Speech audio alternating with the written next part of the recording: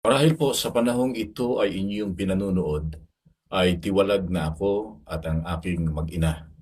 At malamang din po ay ako'y nakaalis na at tinulungan na ng mga taong tumutulong sa akin.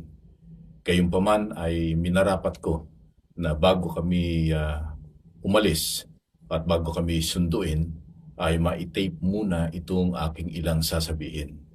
Sapagkat marami na kayong naririnig mula doon sa mga tagapagtanggol ng sanggunian at gayon din naman sa amin.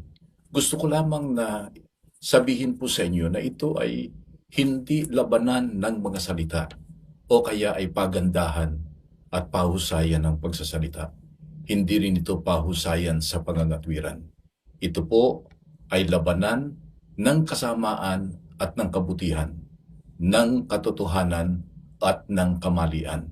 At alam ko po na tayong lahat gusto nating pumanig sa totoo. Kaya ang gusto ko lang pong masabi sa inyo ay ang gawin natin, sundin natin yung tama. Marami na kayong narinig, timbangin ninyong mabuti. Tulad halimbawa doon sa mga spokesperson ng ng sanggunian, kapatid na Bian Santiago at kapatid na Edwil. Mga kapatid, magkakaibigan tayo at tayo napakatagal na nagkasama-sama. Pero alam ninyo kung ano nangyayari sa iglesia. Hindi ko lamang maintindihan kung bakit ang katulad ninyo na mga ministro at ang isa pa nga ay napakatagal ng ministro, anak din ng isang pioneer sa iglesia, ay hindi masabi yung tunay ninyong niloloob at tunay ninyong nakikita. Alam ninyo na sa ating mga pag-uusap kahit noon, ay kayo rin ang bumabanggit ng mga katiwalian na ginagawa ni kapatid na Glicerio Santos Jr. Meron ka pang ang termino, kapatid na Bien, na sinasabi mo sa akin na wala tayong magagawa sapagkat siya ang apple of the eye ngayon ng namamahala. Kaya kahit anong sabihin natin, ay hindi pakikinggan. Nalalaman ninyo kung anong nangyayari.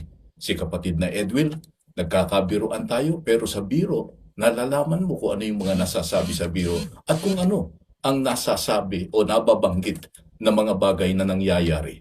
Kaya sana, kung kayo man ay magsasalita pa, maging spokesperson kayo ng Diyos, hindi ng mga taong inyong ipinagtatanggol. Tandaan ninyo, yung katiwalian, hindi naman ito kakaila. Lilitaw at lilitaw yan. Alam natin yan, itinuturo natin yan, na hindi na itatago ang lihim.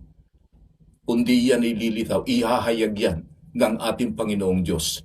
Pero sana maintindihan ninyo kung ihayag man ng Diyos yung lihim, sana hindi kayo kasama doon sa inihahayag niya na kayo ay gumagawa ng masama at pinagtatakpan ninyo yung kamalian. At dapat sana ay sagutin ninyo punto por punto yung mga binabanggit na katiwalian. Huwag ninyong hanapan ng prueba raw. Marami ng prueba eh. At yung mga pruebang yan, kayo mismo ang nakakaalam. Ang mga kapatid, nakikita nila yung nangyayaring mga katiwalian na pinangungunahan ni Glicerio Santos Jr. at ng kanyang pamilya, ng kanyang mga anak. Eh sana, yan ang inyong sagutin. Kung sinasabi ninyo na hindi totoo yan, walang katiwaliang nangyayari, eh sana ay patunayan ninyo. Ilabas ninyo ang katunayan.